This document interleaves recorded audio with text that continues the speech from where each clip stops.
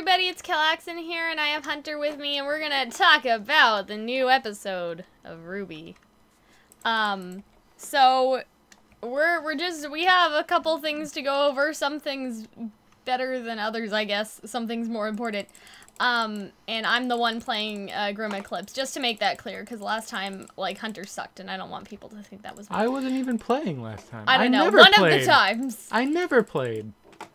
I'm just saying. Anyway, don't try to pass off your suckage as mine. It's the lag. We're gonna start off just go in order. In this episode, we saw Blake, and we saw Yang, but we also saw Cinder and Salem for a little bit. So that's important.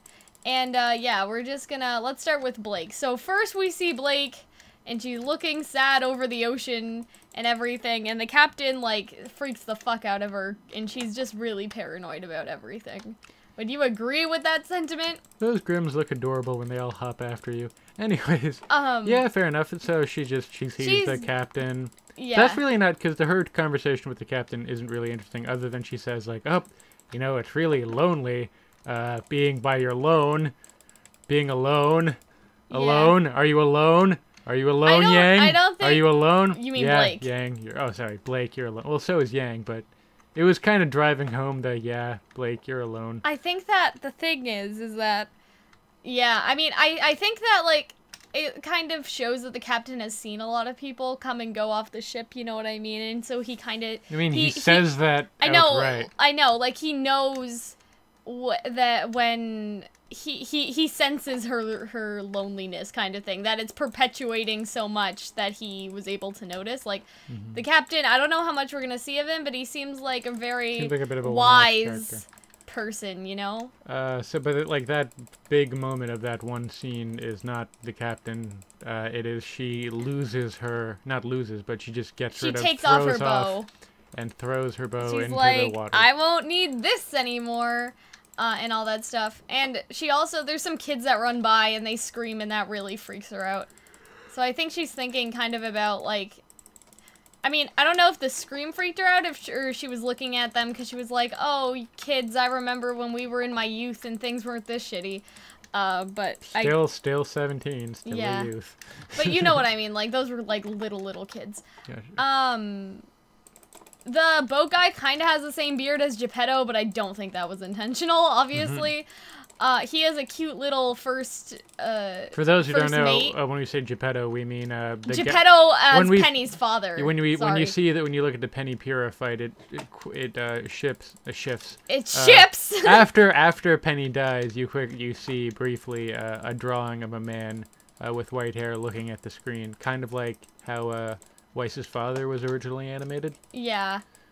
It's just... So, yeah, that's who we're referring to. But no, it wasn't Geppetto. It has the same beard, but they're probably not the same person. You know, that's very... They probably just look alike. You claiming this is coming a big way for you, because normally you'd be like, it is Geppetto! You see that bird back there? That was Raven! So this is... I mean, the birds back there are Raven. But anyway, yeah, Blake's jumpy as fuck, and then this guy in a cloak is like, ooh, like, looking down on her, and I looked at Hunter, and I was like, that's Sun. And he's like, what? Because he thought it was the cloaked guys from the video. We mean the White Fang, like the bat people, if that makes sense, the twins. And in the opening. But you can see, like, in the shadow, like, blonde hair, and I was like, that's fucking Sun. You can't fool me. Like, you're not getting away with that, and so... I mean, I still kind of agreed with you. So yeah, you did. I'm not saying that you did. I'm just saying I knew right away. I wrote down Blake is littering, because she took off her boat. And then it cuts from the boat to hold on, I'm not done yet. Okay, right. So it then, like, you kind of just see a Grim, like, in the water, and you're like, oh no.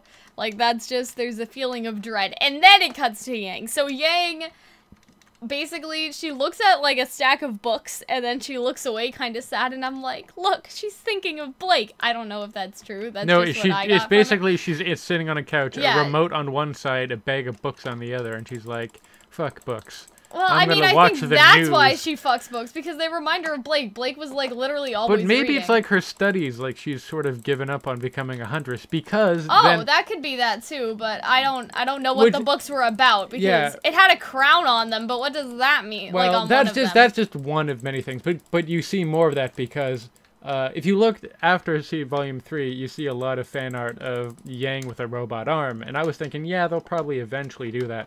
What they did was the first thing, Tai Yang walks in and just shows her the arm. Yeah. So that was really unexpected. I want to talk about that a bit more, because you kind of jumped from where I was going to go with that. So, Adam is, like, still notorious, and nobody's caught him yet, yeah, and apparently there's been a lot of bloodshed trying to catch him, so they have been trying to get him. But... Because she watches it on news. Also, yeah, she turns on the news, and we also see Galinda for a brief moment, and we hear that Vale isn't going... great. More about the CCTV camera breakdowns. Yeah, Yang so I think... drops a glass, it shatters. She has Hold a brief... on, I'm not. That was later. That was after the. She has a. Well, I already started. She has a brief like flashback of Adam, sort of some post-traumatic stress disorder, probably. Okay, just hold on a minute. So the situation in Vale is still bad. They're not letting anybody travel out of Vale by aircraft unless they need to evacuate. Second of all, okay, I'm not done, Hunter. Hunter always interrupts me while I'm trying to talk. I think that's just his thing, though.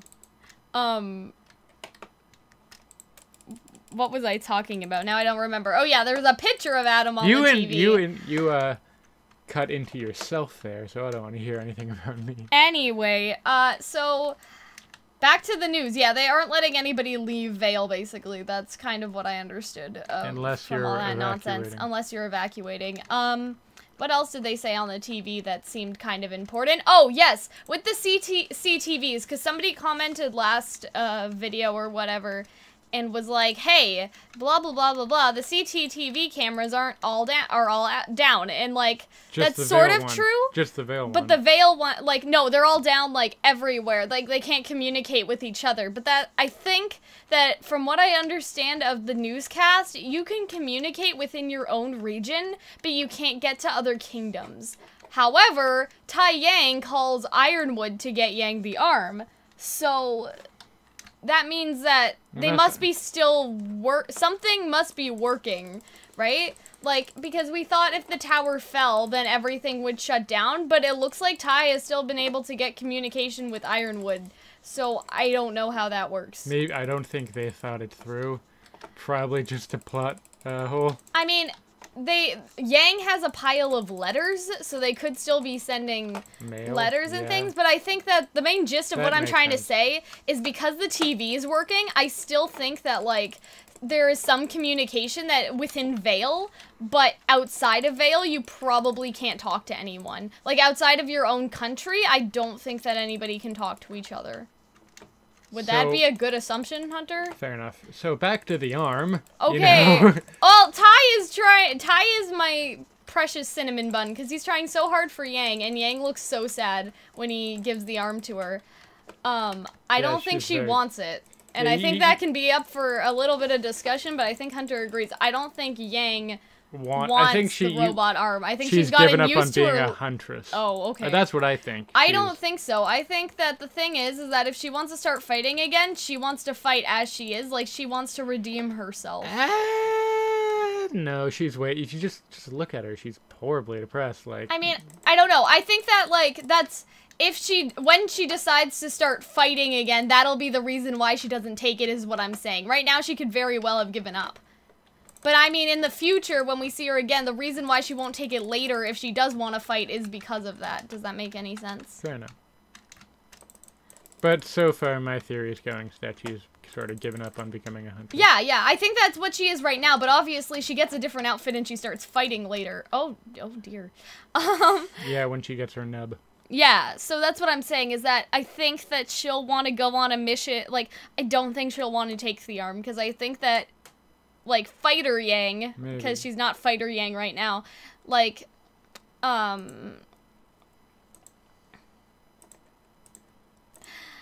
need to go on normal so I can beat this stupid thing.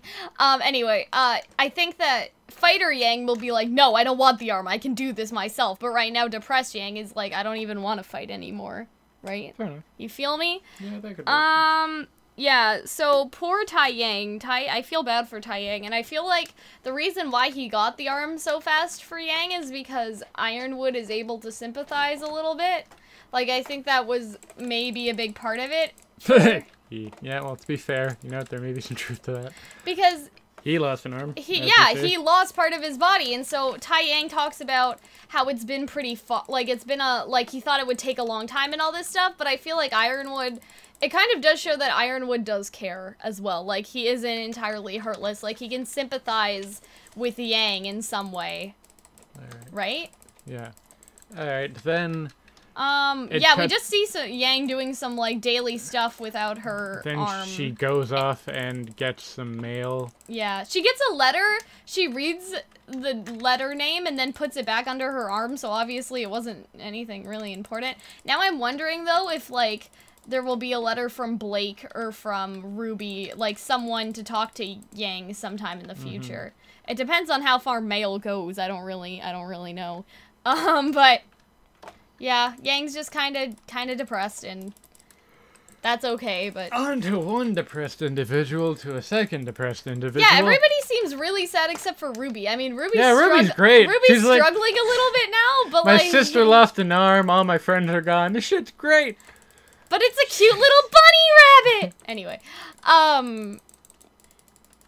that's one thing you notice, like, in Yang's, voice now is that there's like no enthusiasm. Blake's voice has changed a little bit. But did you notice that? More. No, but I mean, like, not from emotion or anything. Like, the voice actor has done a different kind of style to do Blake's voice. It's a little difficult to tell, seeing as, you know, Hunter has to listen. Well, Hunter and I both own our first membership, so Hunter can go home and probably watch it 100 more times. If he wants. Where is the one enemy that I can't see here? Anyway, I'll take this brief moment to... yeah, I wrote down that maybe one day she'll get a letter from RWBY. Or maybe she's constantly been getting letters from RWBY or something. So, then we go back to boat nonsense, and Blake sees the hooded figure again and is like, the fuck you want, mate? And then it's Sun, and then she's like, what the fuck? And yeah, so the negativity from that interaction brings out the Grim. A big sea Grim. That looks a little bit like Slifer the Sky Dragon. I don't know what that is. So, I don't know. Yeah, so the negativity of Blake's fear has kind of attracted that Grim to the boat, and I think that's why the captain may have been talking to her, because he realized that since she was so nervous that she might need to calm down or they would have to, calm the fuck down or we're all gonna die. So then you get a fight scene with Sun and Blake.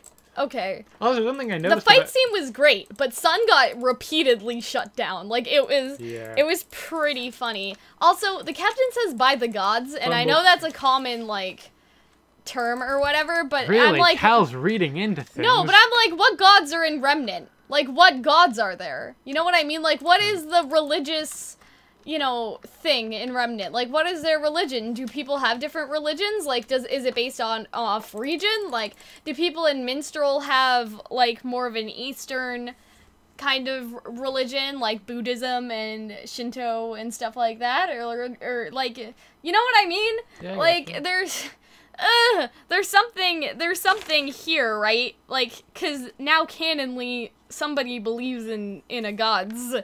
But anyway, the music sounded great in that scene, by the way. The fight scene, it was really good.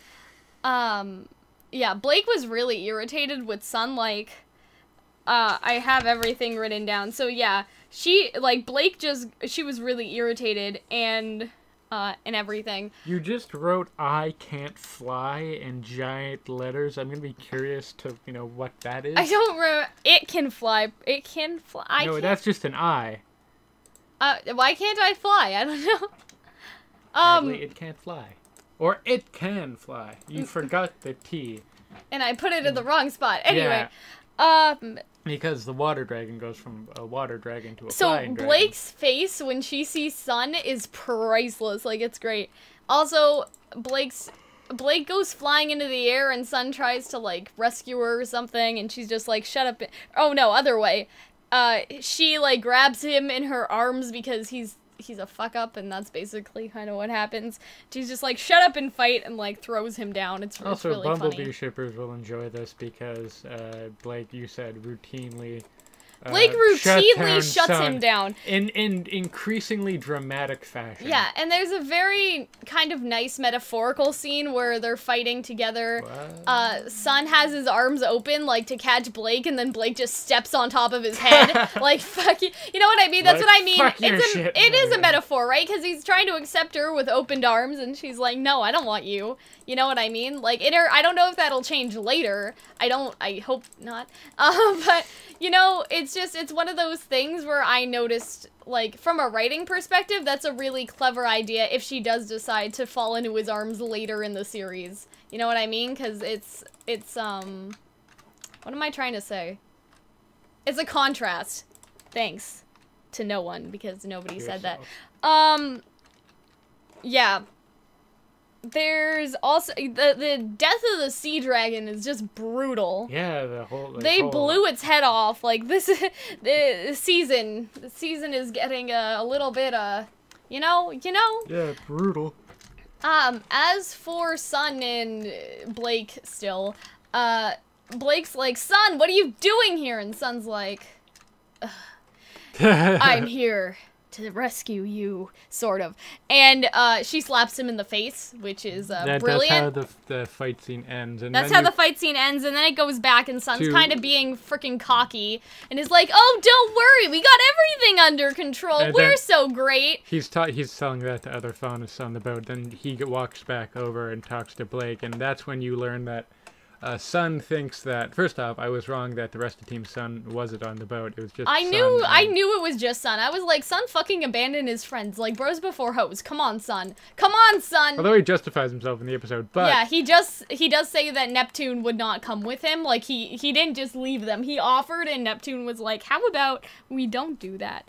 But Sun has this whole thing in his head that Blake is going on a one-woman rampage to take down the White Fang, and she's gonna go kick ass, and he's not gonna let her do it alone. Shuts him the fuck down. So and it goes to she says that she's not going to fight the White Fang right now. She's just trying to find herself, possibly family. So the two faunists we see in the opening could in fact be mother and father. Yeah, she's basically going to be with her family. I think that's pretty much. She's not fighting right now. I still don't think that's her mother and father. Maybe uncle, aunt, maybe. Yeah, that's what I thought. Whatever it is, so now we know that's the case. If you and guys Sun's staying with Blake, by the way. Because he can't get off the boat. Yeah, also to help her fight Grimm along the way. And whatever. But what am I trying to say? Right. So Blake, yeah, she does say, oh, she's not doing that. But if you guys remember, back when we did the reaction video to the intro, I had thought that Blake was gonna gather a bunch of faunists from Majiri and then use them as like a revolution, like to rise up against the White Fang, like basically make her own faunist organization. So she'd be faunist Jean Valjean, basically. Yeah. Faunist Jean Valjean. Now, I don't know if that's still gonna happen because obviously, as we understand, she's not planning on it right now, but her parents are on a boat with her, and it seems like on a boat back, like, because she's going there, but in the intro, they're all on a boat again, so she's obviously going somewhere else after, right? Like, you know what I mean? What else did I write down here? Yeah, so that's basically pretty much it for the girls. But I'm not done yet. For the girls. Oh, I need to do this again? Jeez. Did you die? Yeah, I did. I wasn't paying attention. I was trying to look through my notes. I had something else to say about Sun. Yeah, Blake seems really annoyed with Sun, and I'm kind of glad because Sun is kind of annoying. Like, Sun is that guy that, like, tries to hit on, like, every girl all the time in school, and you're just like, I'm having none of that. So, it would be interesting to see Sun get some character development, and I think the other thing that I wrote down is that Sun thinks he knows Blake, but he doesn't really know anything about her at all, and I feel like that's kind of important because, like, if I were to say who knows her better, it's probably Yang, right? And that's probably who she wishes followed her on the boat instead of, I mean, not exactly, because she wants to keep anyone to follow her on the boat. But like, if she had to be stuck with somebody, it probably wouldn't be Sun, is what I'm saying. It would probably either be herself, or she's probably like, shit, if I had to stay with someone, I wish it were Yang. You know what I mean? She's probably regretting a couple of her decisions just to run the fuck away, because then Sun wouldn't have freaking followed her like a, you know? Like a what? I don't know, like a jerk. Yeah, I'm glad to see Blake getting some more personality, because when she's by herself, the other characters of Team RWBY really are in the spotlight, but now it's just her, and she gets more development that way, obviously, right? Would you agree with that, Hunter? I agree. Great! Neo is nowhere to be seen, in the scene when we go back to, Salem and Cinder. Because you see Emerald's boots, and she yelled, Neo! But I yelled Neo because I was hoping for it, not because I thought she was there. Just to make that clear. I didn't think that I saw her. I wanted her to be there. I wanted her to be there so bad. Okay, she wasn't, but something else was. Something else. So Salem is trying to get this Grim, we assume, into Cinder. A seer Grim. Well, no, I'm talking about those as two separate things. So I think there's two separate things happening in this scene. One, Salem is trying to get Cinder to accept this Grim into her body or something, right? But then a Grim comes in, and it could be the same Grim, it could be a different Grim, but there's this Grim that was titled a Seer Grim. Looks like a jellyfish, kind of. It looks like a jellyfish, and Hunter said it looks like something from Metroid. It looks like a Metroid. What's that? It's a jellyfish, basically, a giant space jellyfish. A giant space jellyfish. And it makes that same, like, crackle noise. So from its vision, like, you kind of see what it's seeing for a second. Like, Emerald and Mercury are really, like, wavy, if that makes sense. Like, it looks like it's kind of on LSD. Almost, yeah. So she's trying to put something, maybe it's that, but she's trying to put something into she seems to be trying to Cinder. Yeah, Grim. She's trying to get, like, Cinder to get something. But this is very interesting because this Grim seems to have some amount of intelligence, because Salem tells it to do something, right? Yes. Salem tells it to increase the numbers of Grim there are in Beacon, and to go find this relic, and obviously we don't know what the relic is yet. Relic in Vale. Yeah, relic in Beacon, specifically, I think she said. Yeah. So I think that and then she says, what are you planning? But we don't really know who she's talking is. to. So it could be that weird jellyfish Grim thing that she's talking to, or Ozpin, maybe? I don't think she thinks that Cinder actually killed Ozpin. Did you mention that? How? Because, she demands to know the answer from Cinder. And I don't know if that's just to make her speak, or because she doesn't believe her. But I don't think she actually believes Cinder.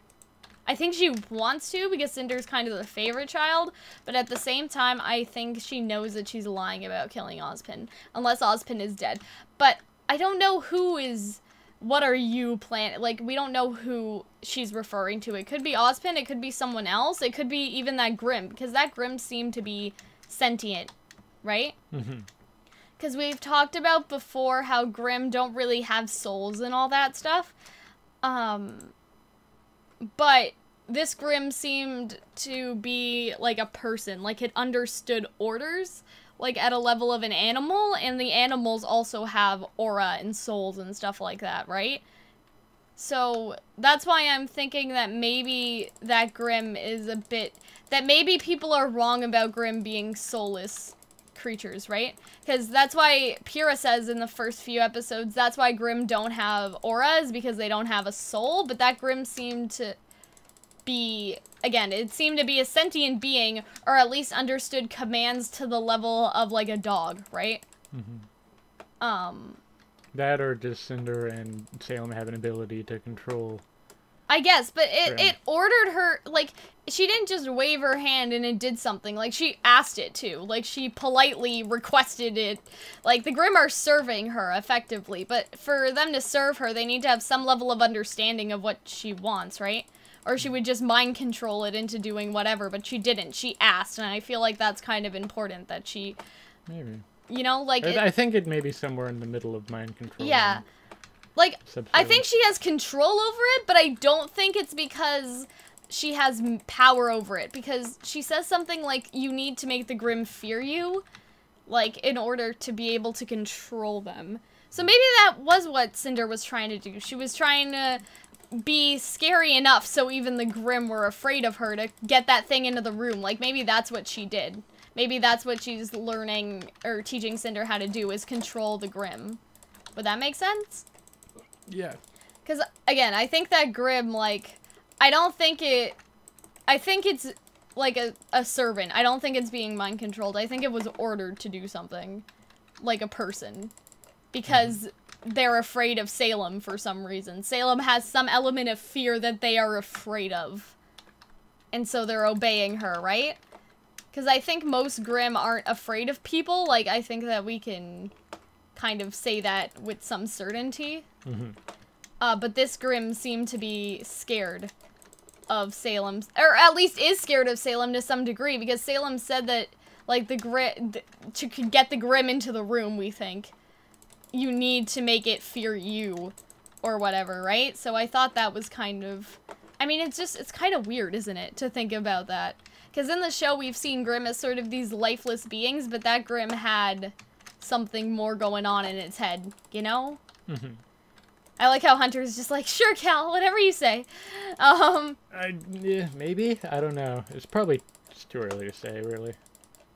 And I don't understand why it's a seer Grimm, or if it's like a crystal ball into... Because like, I don't think... I don't know if Salem looked into it and was like, ooh, let me see Beacon, like Ursula's thing in The Little Mermaid or whatever. I don't think that it was... like it being ordered. I just think that she was explaining how she gets them to do her bidding. Yeah, but that's still very interesting that the Grimm are afraid of her for some reason. But yeah, mind control or servitude, we don't really know yet. But if they're afraid, then they're feeling something, right? They're feeling an emotion anyway, and so they're either afraid of her and so they serve her, or they're... Yeah, because mind control wouldn't make too much sense because they're feeling things, you know what I mean? Like, they're feeling fear towards her and that's why they do what they do, right? That's why the mind control thing doesn't make too much sense to me. But anyway. I think that's... Yeah. Because, like, if we're afraid of somebody, we'll do something for them, but... If the Grimm are being mind-controlled, they don't need to be afraid. Yeah. Right? And so I think it's less of a mind control and more of, you need to scare them enough so they do whatever you want. Possibly. You need to scare the monsters. Other things about Salem, she also has a Grimm ring that I noticed on her finger. Yeah, she does. So I don't know if that Grimm just stays there, or if that's, like, made jewelry for her. Like, I don't know if that Grimm just stays on her finger as her jewel. And her eyes also glow red when she's angry, which we've seen before in Raven and in, a lot of different characters. Although, Yang. no, Raven's eyes really don't glow. Yang's eyes turn red. Her eyes, like, glowed like only we've ever really seen with... glows all over as well, though. His hair glows. Like, his hair glows. We don't know if his eyes glow. You've never seen his eyes. But, I mean, if we're going over things that glow red, Yang's eyes glow red. No, they don't red. They don't glow. They turn red, but I think they also glow like her hair, don't they? Maybe. I don't know. I don't think See, so. Hunter doesn't remember. I don't think they, like, glow, like, I don't think they burn red. I think they do glow a little bit. Even if that is the case, what are you going to make? Or do you just like to make references to Raven whenever you can? My point is that it's interesting that they kind of all share that. The glowy thing is what I'm saying, right? Because nobody else really does that. Like, Neo and Klein, their eye color changes, but neither of them glows, right? Like, the only people we've seen that have vaguely glowy things going on to them are Salem, Yang, and Adam. Because Yang's hair glows even if her eyes don't. Adam's hair and his body and his soul also glows as well. And so does Salem to a degree. So I think that's kind of cool that, like, you have the main villain, one of the best main characters, and then one of the best antagonists, is, I would argue, all kind of tied together by their glowy shit. You know? Sure. Thanks, Hunter. Hunter's so enthusiastic to do this video today. He's just so happy. Just so happy. I've learned just to kind of sit back and, like, watch as you talk about Raven for, you know. Anyway, about the relic, there are relics in this game, but they're the chess pieces. Yes. So we don't really get a hint about that. Yeah, speaking of Klein, before we mentioned that maybe he's Neo's dad, but we learned recently that no, he was inspired from the Seven Dwarfs. Yeah, yeah, a lot of you guys commented with that, and I was like, I know, stop telling me, because right after we finished the video, we saw it, and we were like, God damn it!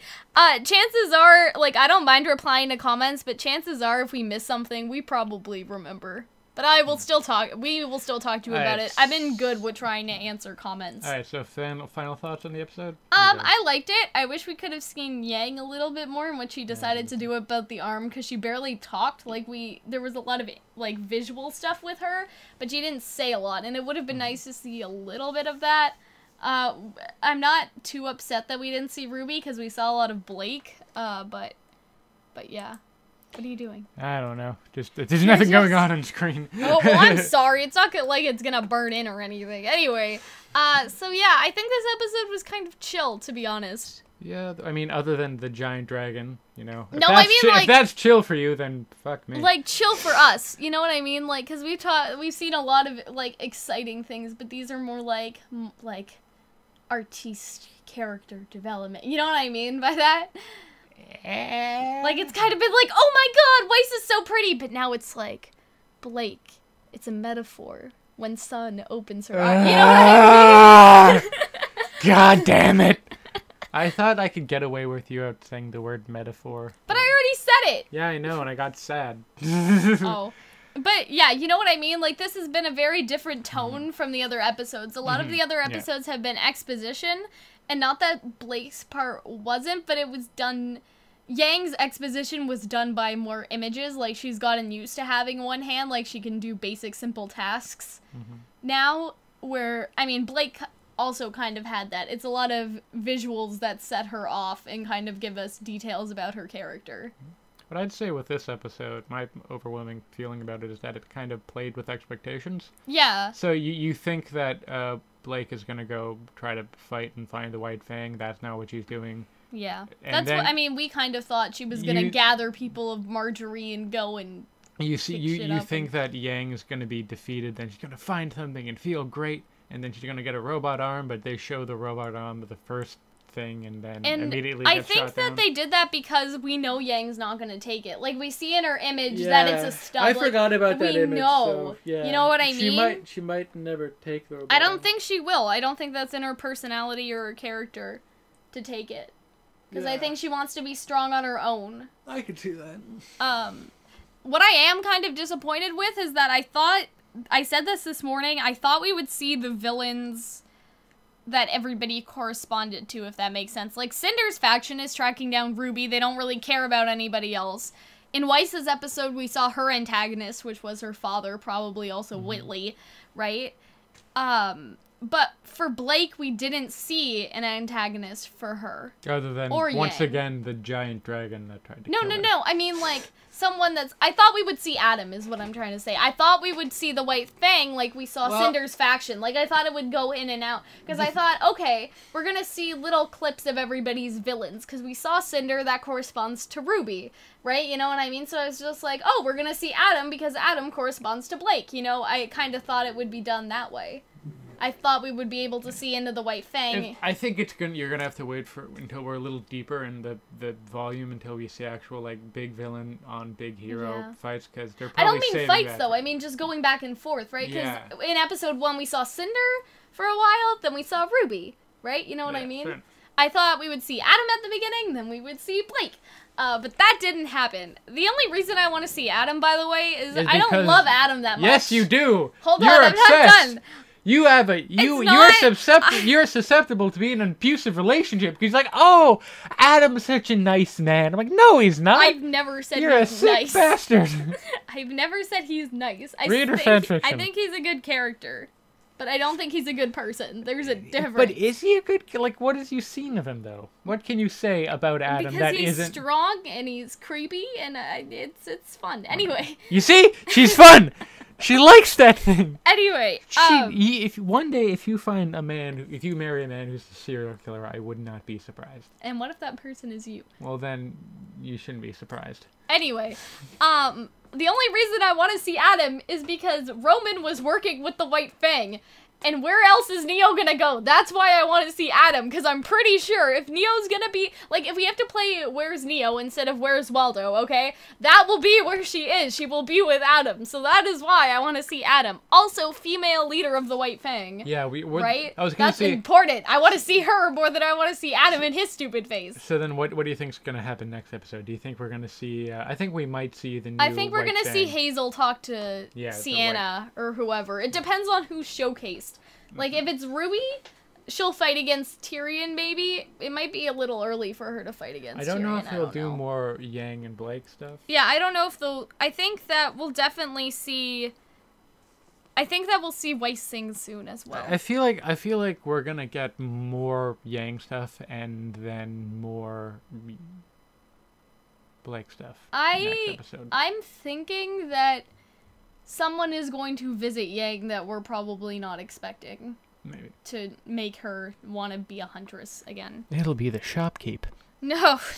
Like, I not White wouldn't- Fang people or I wouldn't anything. expect that. Oh my god. If the shopkeeper saves Yang from herself, like, I would not expect Raven that. or someone who isn't evil but is in, like, the chaotic neutral sort of. But if I would expect Raven, I wouldn't expect the shopkeep. Hunter, It's gonna be the shopkeep, or Turkson, or Turkson's dead! I mean, okay, They killed him! maybe he's just lost an arm. He's like, hey man, I know what you're talking. I got it too. I mean, if something like that were to happen, like arm bonding, I would expect bonding. Like, I would expect Ironwood or Mercury. Like, Mercury's like, Yang, come to us. You know, like... I lost Like that. both of them. You know, I don't think that's gonna happen. I think that's kind of too cliche to get Yang to join with the villain side, but I think someone who is, again, in the chaotic, neutral place, Raven, you know, like, characters like Raven, Neo, like, people that are kind of rogue and on their own, if we can think of any more examples. I'm sure that we're trying.